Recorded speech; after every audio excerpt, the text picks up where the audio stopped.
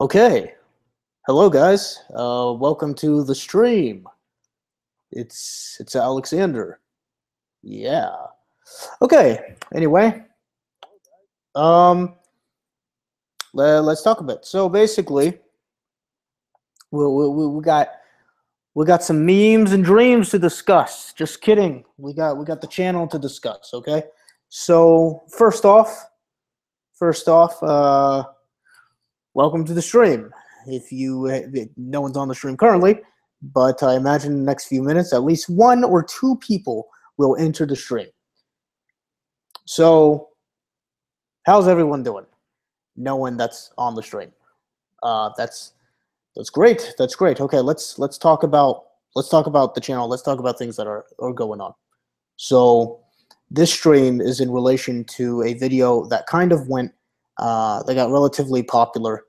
And by relatively, I mean it went up to 1,000 views, right? Most of my videos go up to 100. I think 200 views was my other most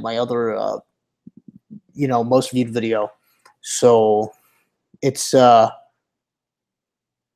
it's it's pretty great. Oh, the champ. Hello. Okay, so basically,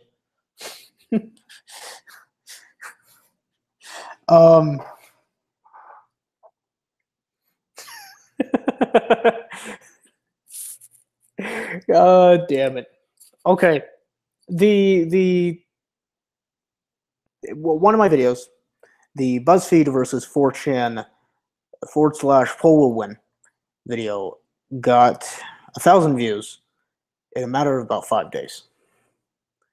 And I've been doing some math on the channel and exploring some ratios, some audience interaction, just trying to see where we're going with this. And this was kind of a big deal for the channel because, again, the second most viewed video was 200.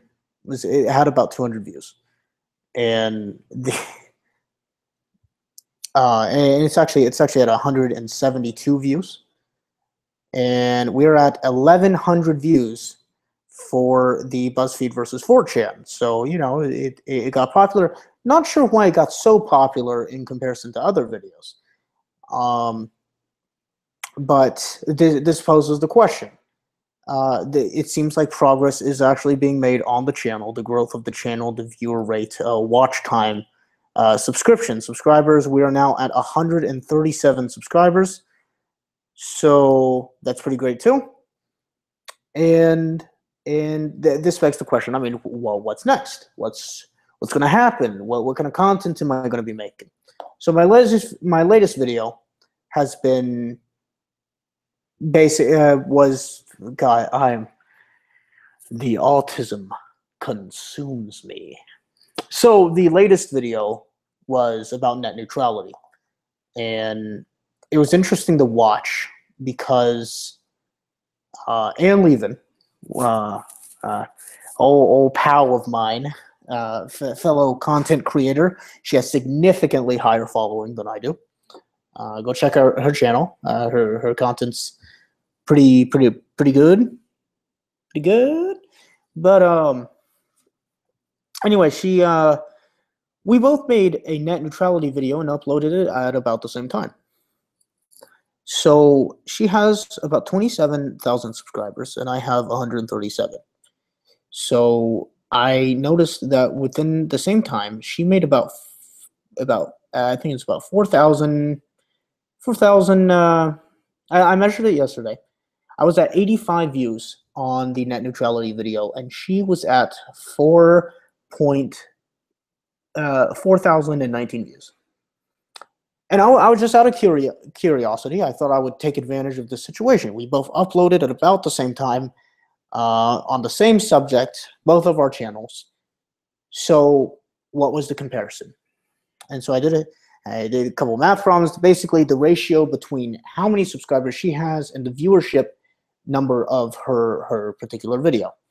And then I also did the amount of subscribers I had and the viewership that I had on my video. And it looks like I had a lead, an accelerated growth, a slope of about 4 times the number of viewership on my video in relation to my subscriber count than she did on hers. Which, you know, regardless of the content or the quality or either of that, you know, that's not what's in speculation. What's in speculation is the growth of my channel and the activity of my subscribers, right? Basically how the viewership had related to them in comparison to when they watched mine as to when they watched hers. And both of us, you know, pretty decent points. I mean, I don't want to pat myself on the back. I think I did a pretty good job on the video, and you know, she did a pretty good job on hers, and you know, she had some points as well. But this kind of gave me the scenario, right, where it seems like my subscribers are more active on my videos than the entirety of her subscribers. And this can be caused by a few things. One of it is, you know, viewer retention. You know, how likely it is for your subscriber to come back and watch your video. So I just thought that was interesting. Basically, if the ratio between my number of subscribers and the viewer retention to each video, you know, where they come back to each video. If I had the same amount of subscribers as her, instead of 4,000 views, I would have gotten about 17,000 views. That's the difference. You know, it's about a little bit over 4 times in the slope, in the acceleration of views. So this, I just thought it was interesting. It doesn't say anything about her content or my content or anything like that. I think if anything, it says a little bit more about how we got our subscribers. You know, she got a lot of her subscribers from a lot of some of the viral videos that she had, and I've had a relatively slow grind, and I don't know if the quality of the subscribers in relation to the videos are going to remain constant in the future, or not constant, but consistent in the future.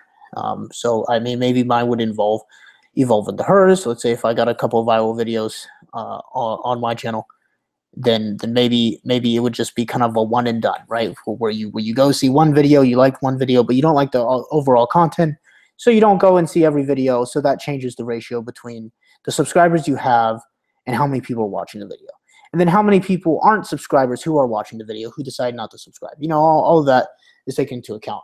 Anyway, whatever the result is, whatever the cause of this difference in participation, what it seems to be pointing to is that my channel, the subscribers on my channel generally liked that particular video. Again, it would be hard to compare because a lot of Ann and I haven't particularly done a lot of topics at the same time on each of our channels, so it's kind of hard to correlate.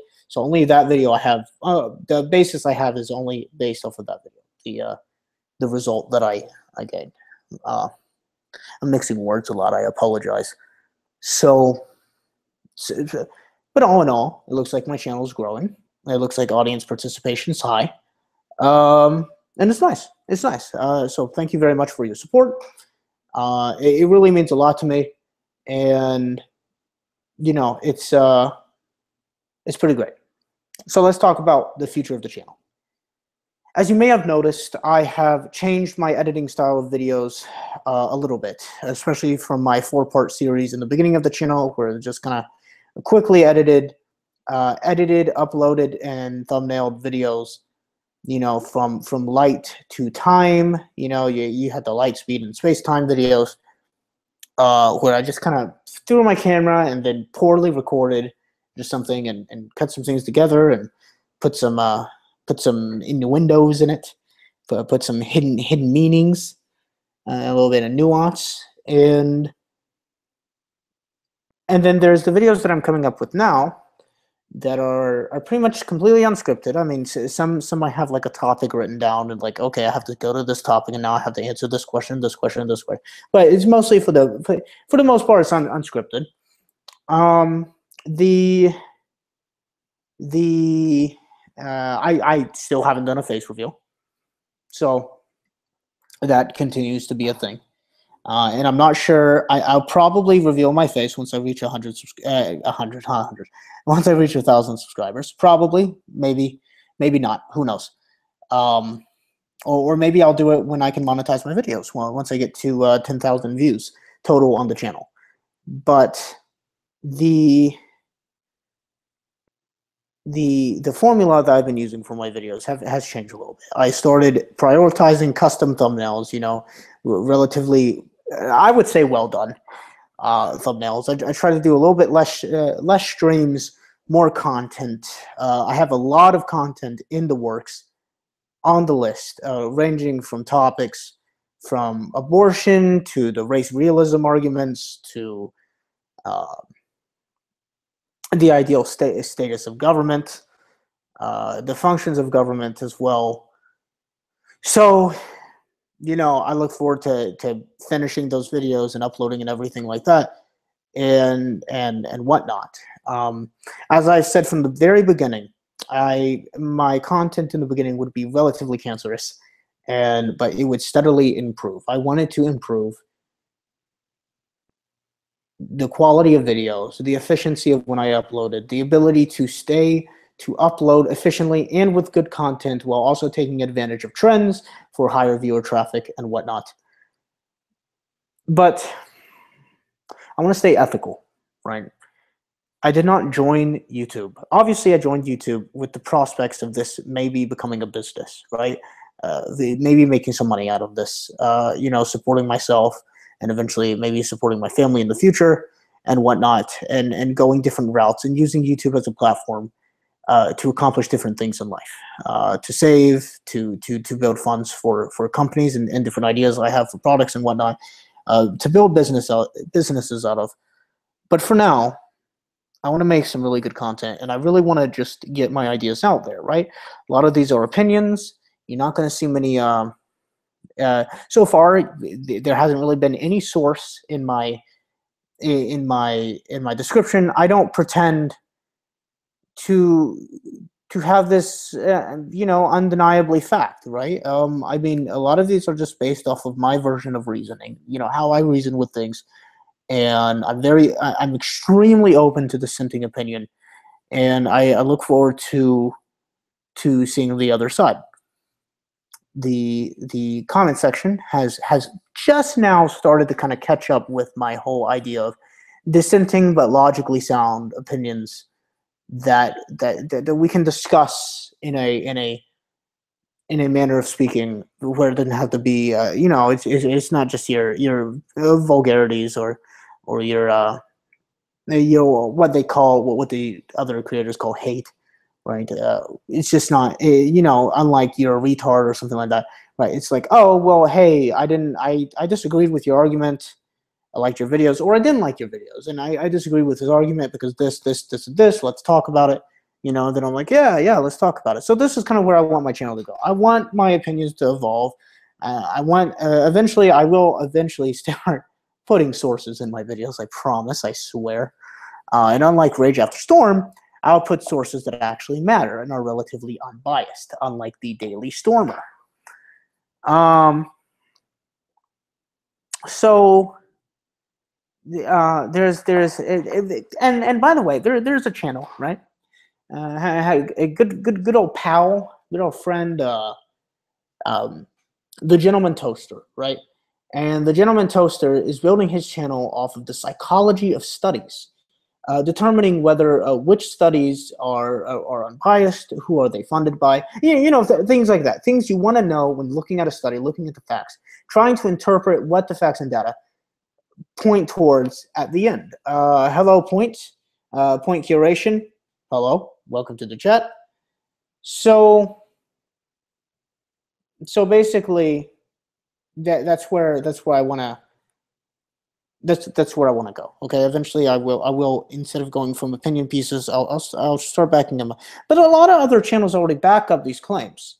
So I mean, honestly, I don't know. I don't really know where it's going to go. The Gentleman Toaster would be a good. He doesn't have much comment.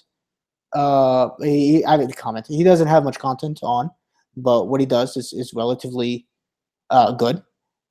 It's no better or worse than the content that I started with, you know. And I look forward to how he dissects different studies, looks into the psychology of leftist authoritarian arguments, and arguments on the right as well. There's there's a certain amount of peace and unbiased that comes with that. That's like someone who's really searching for the truth. It's not just in a particular echo chamber. And this gets me to talking about kind of a little rant. This whole stream was talking about kind of where my channel's going and kind of a celebration, right? A boasts of Alexandria, if you will. But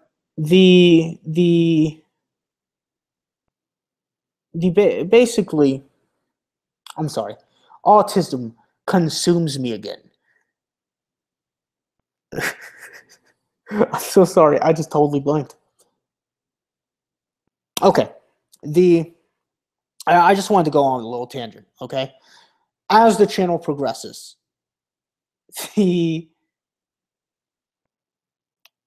there's an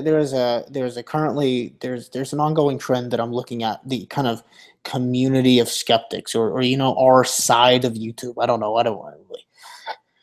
It seems rather tribalist, honestly. But our kind of section of YouTube where we dissent against leftist authoritarianism, socialism, communism, and this kind of overall idea of identity politics and whatnot. But I've noticed something. And I noticed something that's kind of a little bit worrisome. Oh, someone in the comments is asking for me to say something. Allahu Akbar. Okay, there we go. Someone else says Admiral Akbar. Okay, Akbar. Very good. Okay, sorry. I have a duty to my audience. Thank you very much. Anyway, so I've noticed something that's kind of concerning me. And this concern is rooted on the way people are labeling their videos. Now, I understand that YouTube is a business for these people and that they have to get views and stuff like that. I kind of wish that they would say that. Like, yes, this is a business, and I expect to get a certain amount of views. And I have to make steps that may be ethically compromising to make these views. But I looked at one of Roaming Millennials' videos, and I really like her videos. But I'm looking at it, and it's not just her. It's a bunch of people. I'm not attacking her per se. It's just how she's approaching this particular situation, and she's not really telling us, right? The idea is that we're trying to find truth in the pile of nonsense that exists on this site, and in the media, and in academia, and whatnot. We're trying to lead people to what is the objective truth. And some channels are rather biased in their beliefs, and some of them make valiant efforts to try to be unbiased as possible when they're reporting. I know a commonly viewed one is Philip DeFranco. I don't necessarily think he is as unbiased as people give him credit for, but I do respect his work. It's definitely not as bad as some, but or deceitful, I should say, deceitful in its position as being unbiased while also being biased. And there's nothing wrong with being biased, right? Obviously, we all have our biases. I have my biases. Everyone has their biases. But it's when you say, hey, I'm unbiased. There's no bias in my videos, but there's clearly bias in your videos, right? So that's kind of like the CNN issue, right? So here's the situation. If you want to argue with me, and I've known this for a while, okay? If you want to argue with the opposing side, which side you're on, you can't scream at them. You can't call them racist, bigoted. You can't call them leftist, communist scum. This just can't be how we approach an argument. If we're going to go the libertarian route and try to change people's minds and reach into their hearts and put these ideas of freedom and personal responsibility and personal accountability and deregulation and smaller government and stuff like that, At least that's where I'm trying to get to. We can't just start throwing names and completely dismissing these people's opinions and laughing at them. And I'm victim of doing this. I'm victim of laughing at them because a lot of times their ideas are laughable, and I apologize for that. Whenever I'm doing serious debates, and I also fall victim to kind of, or not fall victim, but I do have the tendency to kind of get a little bit too passionate, and maybe I should make efforts to really attack each point very concisely. But what I've noticed, um, what I've noticed is that they don't they don't want to make an argument. They want to call someone this, and that's it. And it's just the way they approach the argument, right? Roaming Millennial makes a video saying, like, people of color, you are not oppressed. That's not how you start an argument. You don't go to someone and take their identity and just shatter it right there. That's not how you do it. That's not how it gets done. You see, arguments with people are very difficult things because basically the brain is designed to, like, how psychology, there are different, I'm sorry, I'm not coming up with the right words, but a prevalent part of kind of the psychological study of the human brain is, and that's redundant, and is the idea of cognitive dissonance. That once you approach an argument, is their biases become strengthened. And this is a survival instinct. This helps in situations of uncertainty with groups of people that have many opposing views, for someone to take dominion and take charge, because they become more impassioned. So it basically invites someone to take the leadership role. So it does have its use, but it's also very difficult when creating an argument and trying to sway minds, rather than the primitive kind of state of survival. Should we go this way? Should we go that way? Right? Should we make a fire? Should we find water? So, but it still exists in every argument. Cognitive dissonance is a problem when making an argument. So we can no longer approach these as arguments. We can't fight. We cannot fight them anymore. Fighting is not working. There's violence. There's just pain. There's completely just people just going off the rails with their argument. I mean, what's really being done? Not much. Not much. And I think the reason is we're approaching these as arguments, and we're not approaching these as regular people here, just you and me. We're shouting at them. We're saying that they're dumb. We're saying that their ideas are dumb. And for a lot of part, they are, right? But I'm sure they believe our ideas are dumb. So it's kind of, it doesn't really help when both sides completely have just discarded the opinion of the other side. And even when YouTubers make the effort of creating a dialogue, it's still based off of the whole argument method. Here's your point. This is why you're wrong, yada, yada, yada. Personally, I feel like most people in our country want the same thing. Okay? Most of them, honestly. If you get to the core of it, most people want to succeed. Most people want their family or their non-family to be happy. Most people want to be happy. Most people want to be free of oppression. Most people want to survive and just live freely. And a lot of people are scared and they feel fear and they run to government to kind of quench that fear, so the government can step in and kind of act like maybe the parental figures that they might not have had in their childhood. The kind of we must trust this one institution. But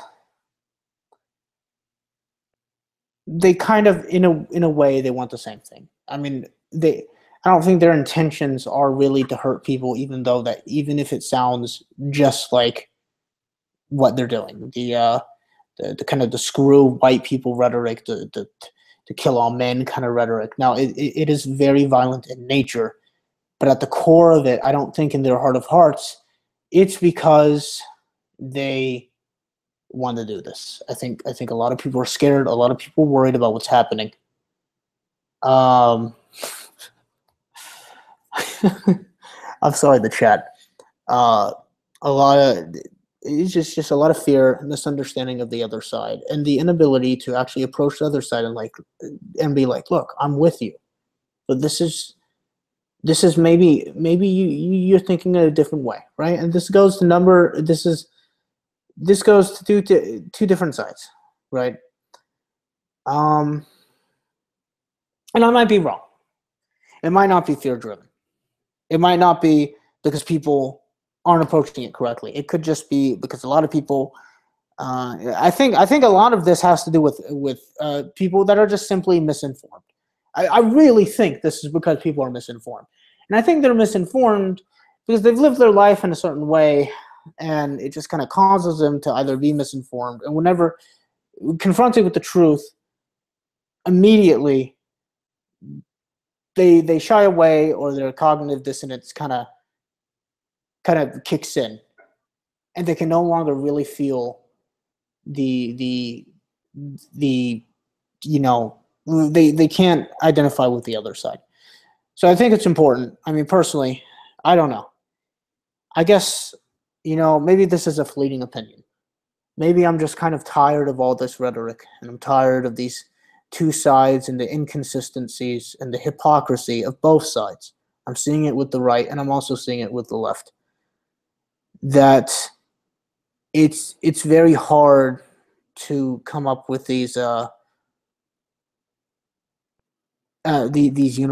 universal truths, and I think the time of arguing for the sake of you're wrong, I'm right is over. I don't think we should approach things like that. I know there are some people who do us harm, who want to do us harm. I'm not saying that this doesn't exist. I'm not saying that everyone's a victim of their environment and it's just kind of a just a social construct and we should just all live in love and happiness. I'm just saying these people, the people who we're talking about, these are citizens, these are friends, these are co-workers, these are colleagues, and we shouldn't just discard everything.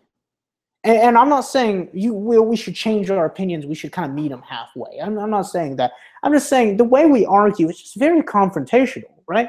It's like needlessly, unnecessarily confrontational.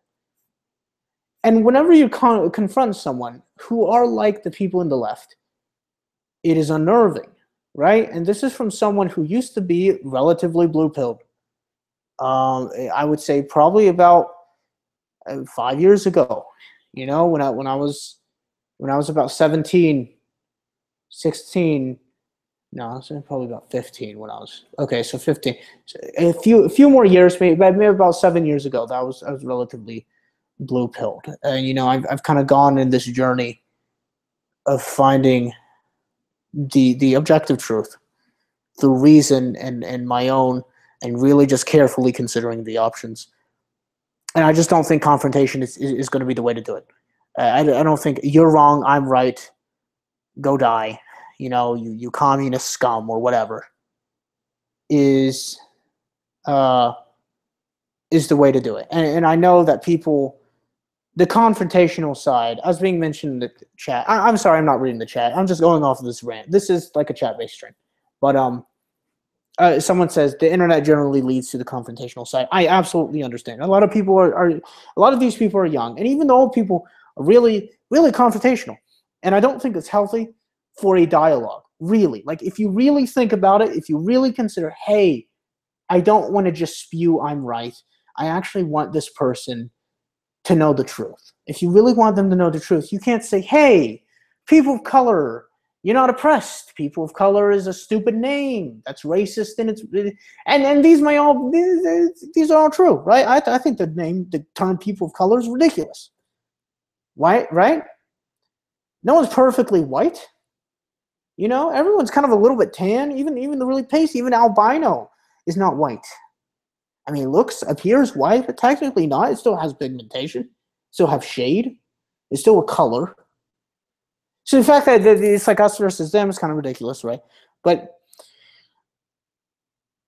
uh, the more of the thing is, I think we can argue better. I think we can create better argument. I think we can integrate our facts, our statistics, everything that's going on. I think we can do a little bit more research, rage after storm, in our sources. Um, and honestly, for the whole race realism thing, I don't even know. I've been trying to find studies. I've been looking for studies. I've been trying to find one that is not biased or doesn't end in is not either government funded or, you know, it's, you know, I think there's, it's very difficult. So I don't even know my opinion on that. Right? I barely do. I barely do. But even if races were inherently like, let's say black people lacked abstract thinking, right? Let's say the white people the master race, right? Let's just say that. Does that mean we just cast these people aside? Obviously not. Not necessarily. Maybe not. Maybe, sure, maybe. I don't know. I know there's a lot of things wrong, and I think it's towards the top. It's not, and I think it's a system that we've allowed to be created and that we can fight against. And I think it first starts with a few bits of legislation. Honestly, I think it's like 4 laws and a complete reforming of the educational system. I think those 5 things will really put us a little bit back on track to learning how to critically think, learning how to think with reason and logic on our side, and to kind of ignore the whole pandering and infantilization of the youth and women and minorities and all this, and that we can finally find some common ground, because we're not going to win if we just keep pushing everyone away. We're going to go to war. We're going to go to war, and this is a scary thing. This is a worrying thing, and I'm pretty sure the right's going to win, and that may not be the best thing either. I don't know, and I might be wrong about that. Maybe confrontation is the right side. Maybe a war is the right thing we need to do. I don't know. I really don't know. Again, I feel like at the end, I'm just kind of tired of the rhetoric of the "you are wrong, I'm right. This is why you're wrong. This is why you're an idiot. Ha ha ha ha. F you." You know whatnot. It's growing old on me. I've recently found I've met a few SJWs, and I've actually gotten them to kind of see the side, even if it was for a brief moment. To see things in my light, and all it took was just kind of being there and not confronting them about it, not saying you're wrong, saying, hey, I agree, the top 1% is the wealth inequality is a problem. How do we fix it? It's not a problem because people are rich. It's a problem because we have something called antitrust laws, and they're not being enforced. There are monopolies and oligopolies, right? So it's kind of like the reason. It's kind of like the reason there's an issue is maybe we disagree on the cause, and maybe we disagree on the result. But again, there is common ground. And there's either two things are going to happen. We're going to keep dividing, and it's going to become a war, and it's going to be relatively quick, and the right is probably going to win. Or we can find a way to better each other, to climb out of the hole of ignorance and intellectual dishonesty. We can find a way to meet on common ground and discuss these ideas. So, anyway, that was my little rant. I apologize. Let me kind of let me read my chat. My chat's ridiculous, guys. Come on. Someone says, "Hey, you got it! Congrats on 1,000." Yeah, thank you very much. Thank you. 1,000. It's actually at 1,100. Like, it's actually right now. It's at 1,100 views. Not subscribers, man. That'd be crazy. Oh, but it is at 1,100 views, and I'm really happy about that. And I'm really proud. Not in myself. I mean, I could always do better. You know, I'm trying to improve my videos, so it's kind of hard to take pride in myself. But I'm really proud of my audience and my subscribers. If anything has taught, if I've been taught anything by this whole experience, that my subscribers are really engaging. Like, it's interesting, and it's something that I've noticed that maybe it's not as clear on other channels. But my subscribers are very engaging, and they're all very easy to talk to, and they're all pretty great people, to be honest. Like, I only have I have a few numbers. Subscribers, I have 137 subscribers. The subscribers I've met and I've talked to, and I've definitely built avenues to where anyone can come in and talk to me. I have a publicly shown Discord. I have all this, and I've gotten to talk to a lot of y'all. And it's been such a great experience, because first it's nice to see people think kind of the way I do, because you know, I live in a relatively left-leaning city. I mean, the cities by nature are typically left-leaning. We're relatively close to Mexico, so that should give you a little bit of more insight. A lot of groups that I'm in. I'm in a biking group, and obviously, you know, the biking group is going to That's not what I meant, champ, and you know it. The champ says in the chat, anyone can come. Ghosts of Alexandria. No, that's not what I meant. That's not. I'm very strict on immigration. But yes, yes, Chief Palpatine. I do have a Discord. Discord is in the description. Open invite. So it's nice. It's nice to talk to like-minded people, and it's also nice to have my views challenged. It really is. Recently, I met someone who is an open fascist, and he has been it's been very interesting to talk to him. I may not agree on everything that he believes in, but it is actually absolutely a pleasure talking to him, because he seems like he knows what he's talking about. He seems like he's relatively good-natured. I know that it may not seem like that. I know as soon as I said fascist, I bet some people cringed.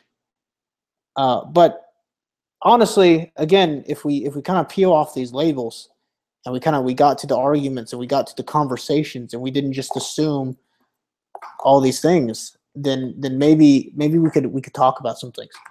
Maybe we could have some discussions. And I've honestly really enjoyed these discussions. So again, thank you all so much. Thank you for 137 subscribers. I'm looking forward to 200. I'm looking forward to 1,000. Looking forward to 10,000. I have no idea when I'm going to get to 10,000. Oh goodness, that must be really far away. Anyway, I've enjoyed it a lot, and y'all have made it possible. So it's great. It's great. Actually, I was on a server I was on a server earlier today.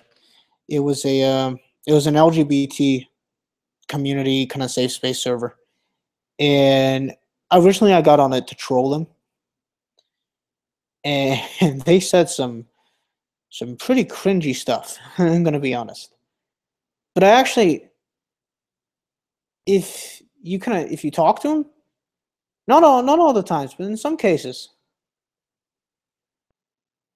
it's pretty. It's some of them can reason, believe it or not. Like, there's this guy that was saying that whites are inherently racist, and you know, I talked to him, and it was a really interesting conversation.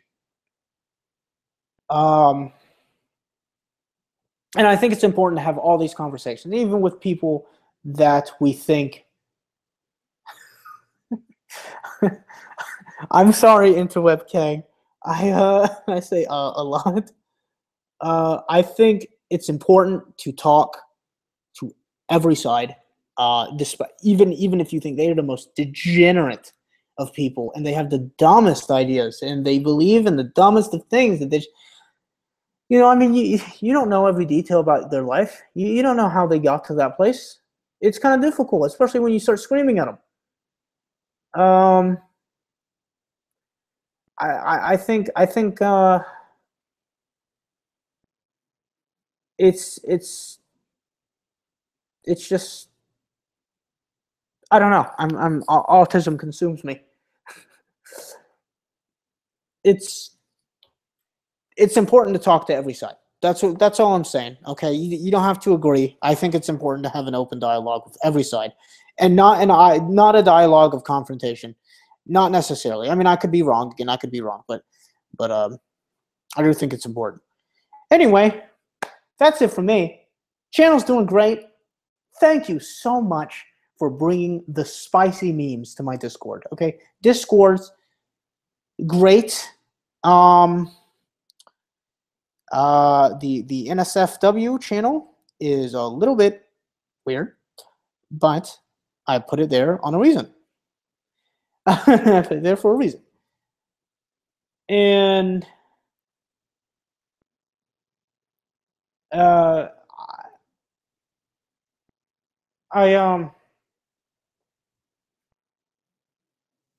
like to oh god, this is getting so bad. I'm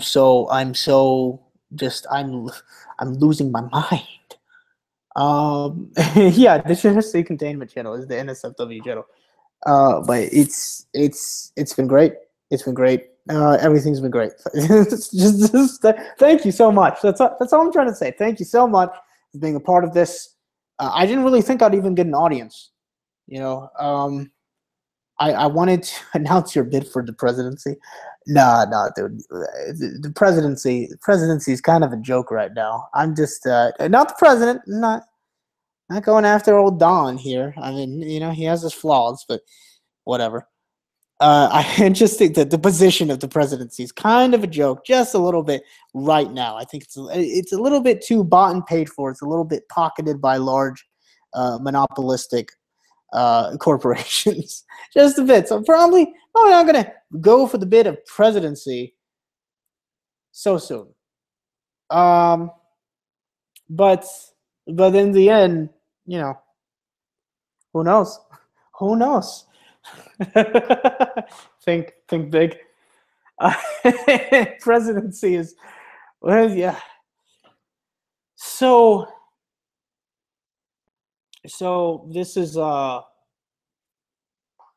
been great. Let's go into the chat. Let's talk about people in the chat. The champ says late stage republics. This is what happens. Constitutional monarchy. Fascism. Hey, okay.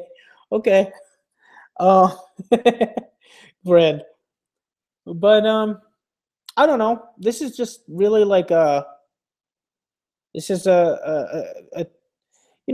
this is not a boast. This is not a boast of Alexandria. This is a toast of Alexandria. I've been trying to decide which series to think, and I think boasts are going to be when I talk about the achievements of myself, and I think toasts is when I give a toast to this audience. I think this is a toast of Alexandria right here. This is a toast of Alexandria, and the reason it is because this is the only result is the only thing that caused this is y'all. I mean, 1,000 views, 1,100 views on one video when I only have 137 subscribers is really cool. It's really cool. And I look forward to it. I look forward to what we can do in the future. I look forward to what this channel can become. And I look forward to meeting y'all, getting to know more of y'all, talking to you, getting on some streams, starting the podcasts. Podcast coming soon, by the way. Hosts of Alexandria, new series. And I just think it's going to be fun. It's going to be fun. It's gonna be grand. It's gonna be grand. I think I'm gonna end the stream at the hour at the hour of the morning. The champ says 1488 race war now.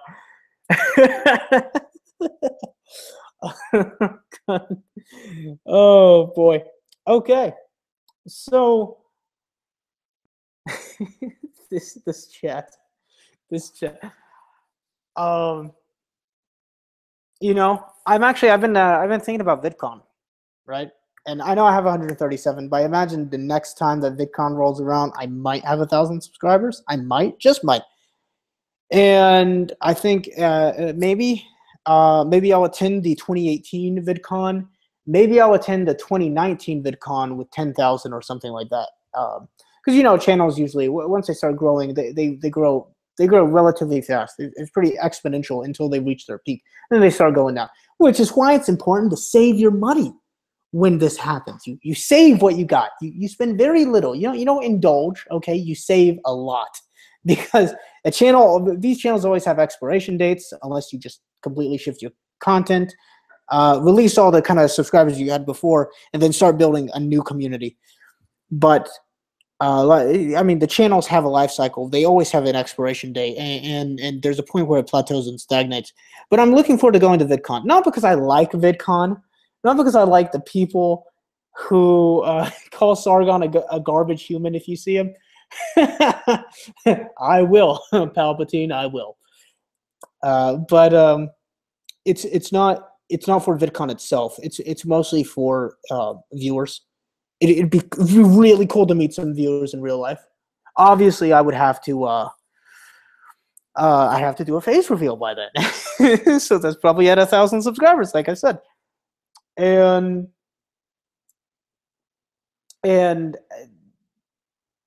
it'd be also really cool to network. You know, I think VidCon is pretty useful for networking. But okay. I just Lamp Face Damp Chase says, I just subscribed so I could say I was there at the beginning. Oh, thank you so much. Hey, look, for whatever reason you subscribe, you subscribe. You know, I'm not gonna start checking off each reason and say this reason is superior to the other. You know, like I'm subscribed to myself on another channel to make sure that I get the notifications so that everything's working properly. Which is kind of cringy, but it's true. So anyway, let's talk about a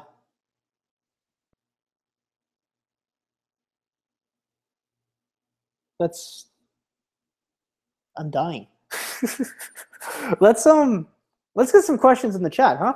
Let's get some questions. Hopefully these questions can pertain to the channel.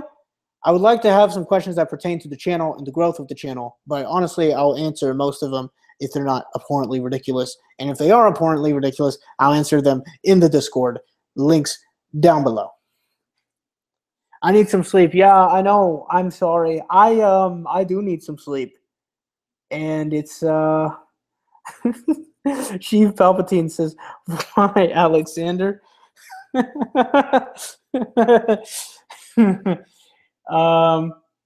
Interweb Kane says, Discord, man, Discord.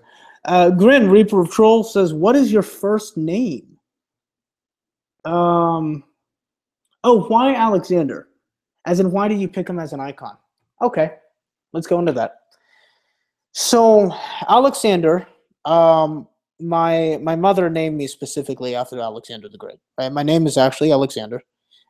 Middle name, not first name, but middle name is Alexander. And she named me after Alexander the Great. And I was really proud of that. And it always kind of, what is your address? And it always empowered me to want to be great. I know that kind of sounds silly, but it really did. It created a role model, not necessarily for the morals and ethics, but for the accomplishments, for the tenacity, for the determination of this guy. So other reasons Other reasons is the Ghosts of Alexandria channel. So Alexander the Great, when he conquered most of the southern part of the Mediterranean, the northern coast of Africa, he conquered Egypt. He was actually named Pharaoh of Egypt at the time when he conquered it. It's pretty cool, pretty not really well known. He was technically he was honored as the Pharaoh of Egypt, and he founded a city called Alexandria. Now, Alexandria in his lifetime was a decent city, but it wasn't anything special. But it was after his death, hence ghosts, right? After his death, that Alexandria became the hub of human knowledge. It's estimated that with the burning of it, by the way, the burning initially by Julius Caesar was accidental. I think people kind of skip that point. It was an accident. He did not. They were specifically going to conquer the city and burn everything else but the library itself, so they can commandeer the knowledge in the Library of Alexandria. His burning of Alexandria is considered one of the worst, the largest metaphorical crimes against humanity in human history. It is estimated that we lost a good millennium worth of knowledge, skills that we could have had, philosophy that we could have had, systems of governing that we could have had, understandings of science, the sciences and biology we could have had. And it's probably only the second probably worst destruction of knowledge in human history is probably the U.S. education system right now, and the burning of the House of Baghdad. Right, that was also another tragedy. So the name of the channel, Ghosts of Alexandria, as far as the headstone of Alexander, because he died in his prime. He died before he could really get things going, and I feel like that kind of is a reflection of where we are now. We had a great country, we had a great idea, we did some greatness, we got to our peak, and then we're starting to decline, and it's kind of worrisome, and I think we can do something about it. So that's kind of in relation to that. But the ghosts of Alexandria specifically mean the ideas that were lost in the burning of the Library of Alexandria and the decline of Alexandria as a prominent ancient city as well. The ideas that we lost, and I feel like we've lost a lot of these kind of evident universal truths now that we kind of ignore for whether it's the sake of political correctness or feelings-based arguments and whatnot. I feel like we've lost a lot of things that were kind of known and nuanced before, but people have lost the ability to understand nuance quite a bit, and it's unfortunate.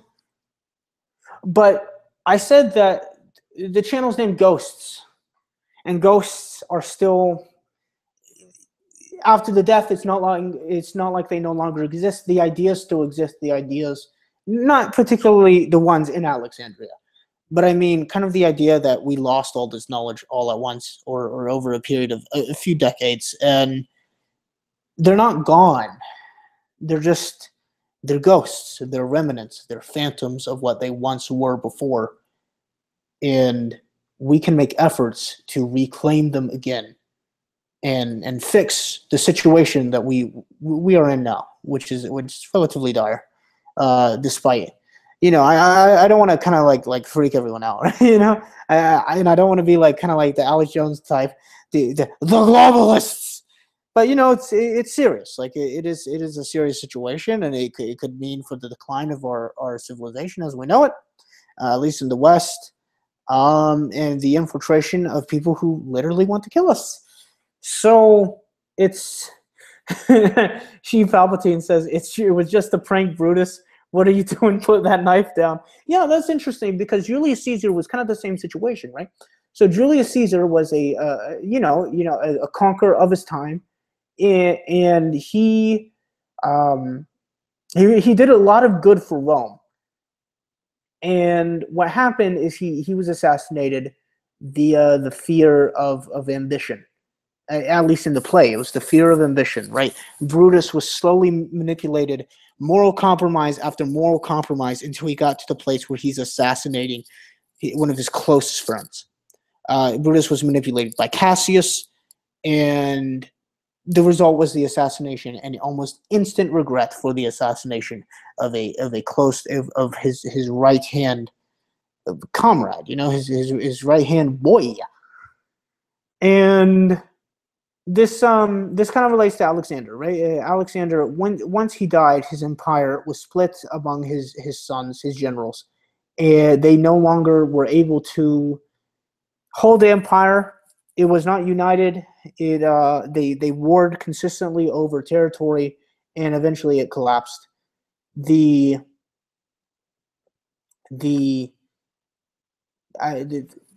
It's interesting. Even if you think about the play itself, right? It talks about how the death of Julius Caesar was this wrong? Was this moral dilemma? Is this moral compromise after moral compromise? Which is what I think has happened to us, kind of moral compromise after moral compromise, without kind of saying, "Hey, look how far we've gone," and by the time we know it, we're stepping off the edge of the cliff. And at that point, we have, in the words of a in the words of Interweb Kang, says we have crossed. By the time we realize that things are so dire, by the time that people wake up to this, by the time that we change enough minds to take action, we may have already crossed the Rubicon. We may have been too late. So that's what I'm trying to prevent. And that's why I'm just trying to get my opinion, just trying to get people to reason, even if they don't agree with me. Just try to reason with things and figure everything out. And I think the future of our happiness, of our great nation, of the great nations of the world, is at stake with the things that are going on. It's particularly behind the scenes. I think it has less to do with immigration. I think immigration is a byproduct of the things that are going on. I think it routes to corporatism, the corruption of capitalism, how capitalism will eventually become monopolistic if it is not checked, if we did not have the antitrust laws, which is exactly what happened with Standard Oil, which was the reason for the antitrust laws. And still, everything's in the pockets of these larger corporations. And I'm not saying, look, this is not a hate for the rich. I don't hate the rich. It's just when we allow a system to exist and they take advantage of the system, and then we look, oh, look, the system's hurting everyone except them, then we have to say, well, it's not really, I mean, it's not their fault for taking advantage of a system. I mean, you can say as it's an unethical as possible, but when everyone else is doing it and you're not doing it, and as a business, you have a responsibility to your customers, to your shareholders, to the people who are funding you, your investors, right? How can you argue? Okay, well, of course they're going to lobby. Okay, other businesses, their competitors, are attacking them as well.